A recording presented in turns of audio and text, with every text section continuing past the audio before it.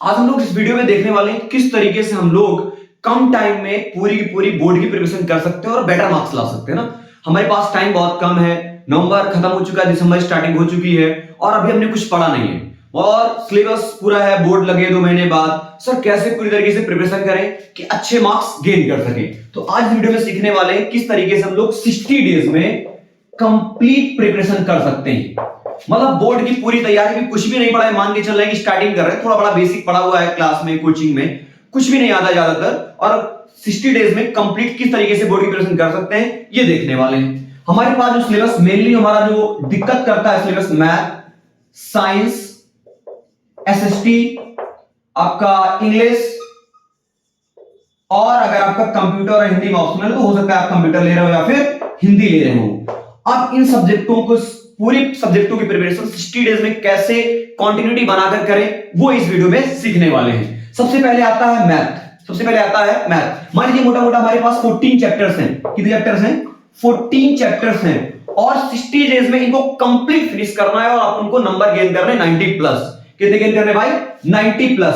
तो देखिए करना क्या होता है, सबसे पहले आप पूरा का पूरा रूटीन सेट करिए। अगर आप कोचिंग जा रहे हैं, स्कूल के बाद 2 बजे छुट्टी हो रही है, 3 बजे घर पहुंच रहे हैं, तो आपके पास 3 बजे के पास पूरा टाइम रहता है खाली पढ़ने के लिए। अगर आप कोचिंग जा रहे हैं तो कोचिंग के बाद आपके पास टाइम, मान लीजिए 4 बजे तक कोचिंग हो रही है, 4 बजे के बाद 5 बजे घर पहुंच रहे हैं, तो 5 बजे का टाइम बचता है, तो 2-3 घंटा एडजस्ट कर सकते हो। अगर कोचिंग जा रहे हो तो, नहीं जा रहे हो तो वो अलग चीज होती है। सबसे पहले करना क्या होता है, अगर मैथ आपको कंप्लीट करनी है 60 डेज में, सबसे पहले क्या करना है, आपको मैथ की एनसीईआरटी उठानी है। मैथ की एनसीईआरटी उठानी है सबसे पहले, एक चैप्टर से, चैप्टर फर्स्ट रियल नंबर से। कहां से? रियल नंबर चैप्टर से आपको फर्स्ट चैप्टर से एनसीईआरटी उठानी है। सबसे पहले करना क्या है, एनसीईआरटी का पहला चैप्टर उठाया, सबसे पहले सॉल्व एग्जांपल जो है बारी बारी number wise serial wise solve example लगाने हैं। आपको क्या लगाने हैं? सॉल्व एग्जांपल लगाने हैं। सॉल्व एग्जांपल लगाने हैं। दूसरा काम क्या करना है, सॉल्व एग्जांपल लगाने के बाद फिर आपको एक्सरसाइज में जाना है। फिर कहां जाना है बेटा? आपको फिर एक्सरसाइज में जाना है।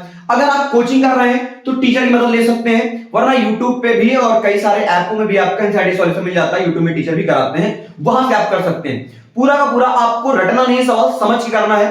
एग्जांपल, फिर आपको एक्सरसाइज और चैप्टर के हिसाब से उसको प्रायोरिटी देनी है। मान लीजिए रियल नंबर है तो बहुत ज्यादा अगर रियल नंबर में लगने हैं तो 1 दिन में या फिर 2 दिन में, मैक्सिमम 2 दिन में खत्म हो जाए चैप्टर। चैप्टर के हिसाब से ही उसको इज्जत देनी है, ज्यादा नहीं देनी है।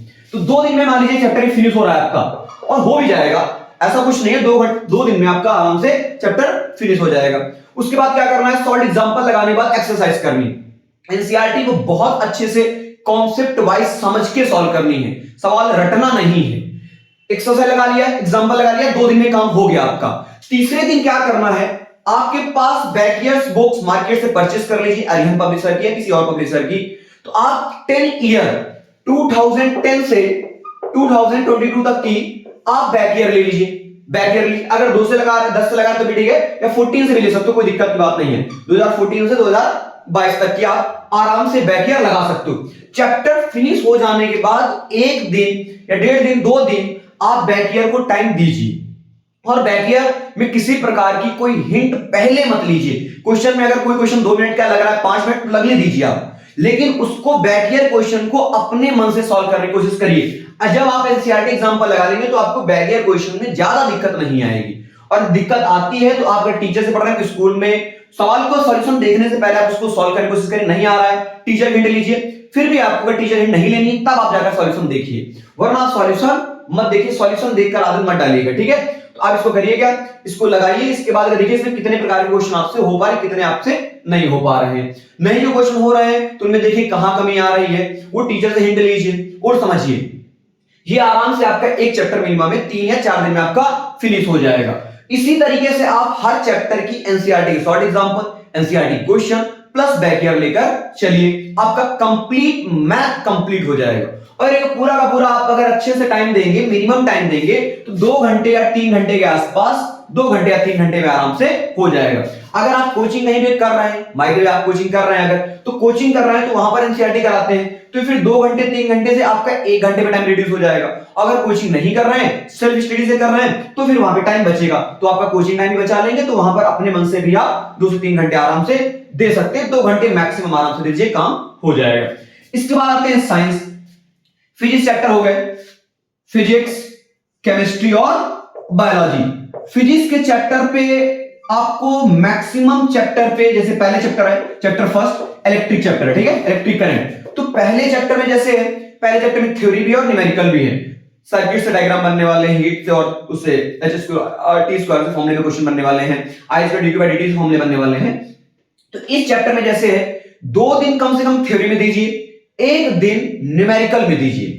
1 दिन आप न्यूमेरिकल बैठ के लगाइए, तो कम से कम 3 दिन दीजिए। और इसमें भी 3 दिन करने के लिए आप पहले 1 दिन थ्योरी पढ़िए, थ्योरी पढ़ने के बाद आप क्वेश्चन करिए।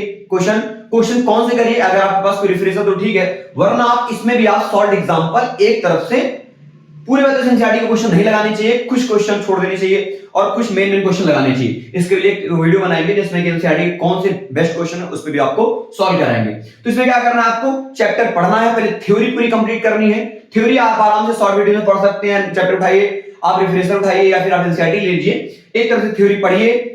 कोचिंग के अगर हिंट मिले हुए तो नोट्स आपके बनवाए होंगे, उन नोट्स को रिवाइज कर लीजिए। अगर आपके नोट्स नहीं बने हैं तो फिर आप टॉपिक वाइज क्लियर करके आप शॉर्ट में बनाते जाइए। फिर इसमें साथ तक आपको 3 दिन लग सकते हैं। अगर नोट्स आपके बने तो 2 दिन में चैप्टर खत्म हो जाएगा। तो 3 दिन में आराम से चैप्टर को खत्म कर सकते हैं। 2 दिन आप कंप्लीट थ्योरी पढ़िए, 1 दिन आप बैठ करके उसके चैप्टर के न्यूमेरिकल लगाइए। जैसे दूसरा चैप्टर इसका मैग्नेटिक है, वो केवल थ्योरेटिकल चैप्टर है आपके 10th में, तो उसमें थ्योरी से रटनी, उसमें 2 दिन खत्म किया जा सकता है। फिर आपका लाइट चैप्टर है, लाइट चैप्टर को आप 2 दिन न देकर के आप उसको 4 दिन 5 दिन दे दीजिए, ठीक है। तो इस तरीके से चैप्टर जैसा है वैसे ही आप उसको टाइम दीजिए। उसी तरीके से इसमें भी आप एनसीईआरटी की solve example plus text book question मतलब एक्सरसाइज क्वेश्चन उनको कंप्लीट लगाइए और थ्योरी आप मजबूत रखिए, तो आपसे क्वेश्चन हो जाएंगे। जैसे आप ये तीनों खत्म कर लेते हो, इसके बाद आप पूरा का पूरा साइंस, ये तो पूरा कंबाइन आता है, तो साइंस आप पूरा का पूरा बैक ईयर फिर एक साथ लगाइएगा। PCM theory, NCERT example, NCERT text book question लगाने के बाद फिर आप इसमें बैक ईयर क्वेश्चन पे जाइए और आपका एक कंप्लीट, मुझे लगता है कि 45 से 50 दिन में आपका